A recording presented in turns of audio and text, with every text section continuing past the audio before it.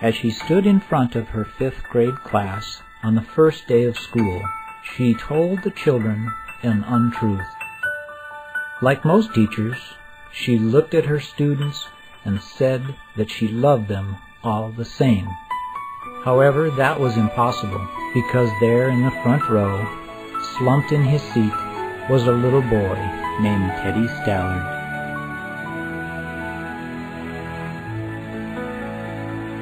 Miss Thompson had watched Teddy the year before and noticed that he didn't play well with other children, that his clothes were messy, and that he constantly needed a bath. And Teddy could be unpleasant.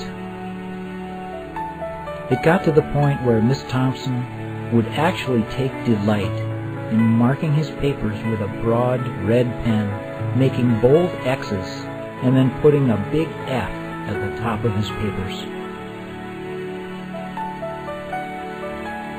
At the school where Miss Thompson taught, she was required to review each child's past records, and she put Teddy's off until the last. However, when she reviewed his file, she was in for a surprise. Teddy's 1st grade teacher wrote, "Teddy is a bright child with a ready laugh. He does his work neatly and has good manners. He is such a joy to be around." His 2nd grade teacher wrote, "Teddy is an excellent student, well liked by his classmates, but he is troubled because his mother has a terminal illness, and life at home must be a struggle."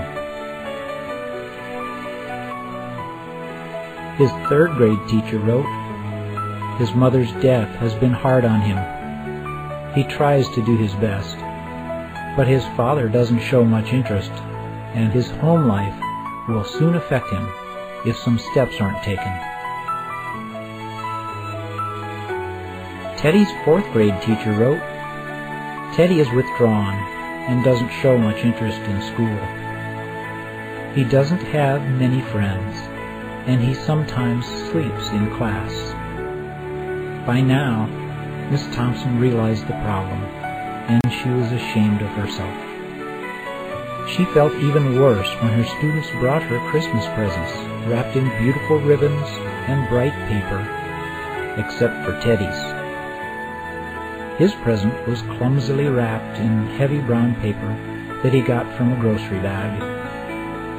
Miss Thompson took pains to open it in the middle of the other presents. Some of the students started to laugh when she found a rhinestone bracelet with some of the stones missing and a bottle that was 1/4 full of perfume, but she stifled the children's laughter when she exclaimed how pretty the bracelet was, putting it on and dabbing some of the perfume on her wrist. Teddy Stallard stayed after school that day, just long enough to say, "Miss Thompson, today you smell just like my mom used to." After the children left, she cried for at least an hour. On that very day, she quit teaching reading, writing, and arithmetic. Instead, she began to teach children. Miss Thompson paid particular attention to Teddy. As she worked with him, his mind began to come alive. The more she encouraged him, the faster he responded. By the end of the year, Teddy had become one of the smartest children in the class. And, despite her lie that she would love all the children the same, Teddy became one of her teacher's pets.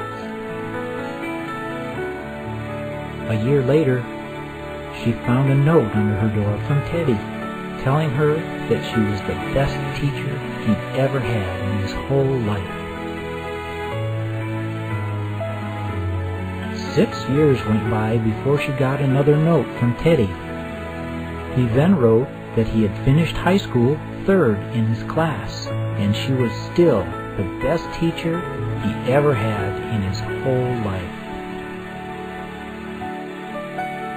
4 years after that, she got another letter, saying that while things had been tough at times, he'd stayed in school. He'd stuck with it, and would soon graduate from college with the highest of honors. Again, he assured Miss Thompson that she was still the best and favorite teacher he'd ever had. Then 4 more years passed, and yet another letter came. After he got his bachelor's degree, he had decided to go a little further. She was still the best and favorite teacher he'd ever had. But now his name was a little longer. The letter was signed Theodore F. Stallard, M.D. The story does not end here. There was yet another letter that spring. Teddy said he'd met this girl and was going to be married. He explained that his father had died a couple of years ago, and he was wondering if Miss Thompson might agree to sit at the wedding in the place that was usually reserved for the mother of the groom. Of course, Miss Thompson did, and guess what? She wore that bracelet, the one with several rhinestones missing. Moreover, she made sure she was wearing the perfume that Teddy remembered his mother wearing on their last Christmas together. They hugged each other, and Dr. Stallard whispered in Miss Thompson's ear, "Thank you for believing in me. Thank you so much for making me feel important and showing me that I could make a difference." Miss Thompson, with tears in her eyes, whispered back.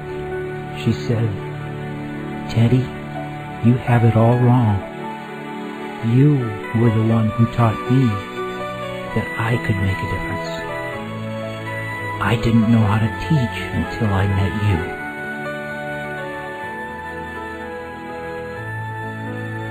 You can never tell what type of impact you may have on another's life by your actions or lack of action. Please consider this fact in your venture through life, and just try to make a difference in someone else's life today.